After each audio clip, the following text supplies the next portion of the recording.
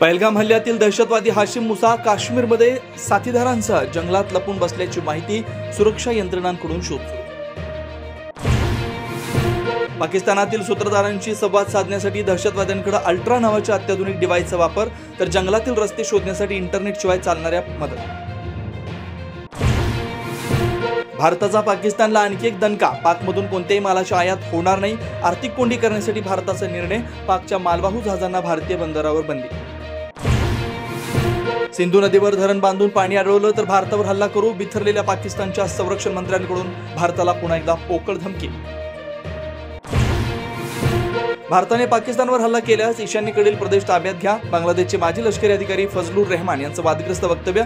बांगलादेश सरकारची रहमान यांच्या वक्तव्याची फारक.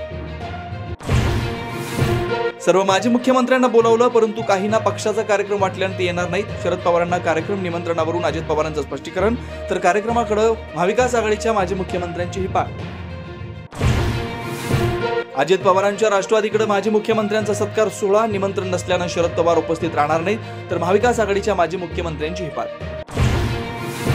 अर्थ खात्यातले शकुनी डोकं जास्त चालवतात, सामाजिक न्याय विभागाचा निधी लाडक्या बहिणींना वळवल्याच्या दाव्यानंतर मंत्री संजय शिरसाटांचं संताप. लाडकी बहिणीचा एप्रिलचा हप्ता जमा होण्यास सुरुवात.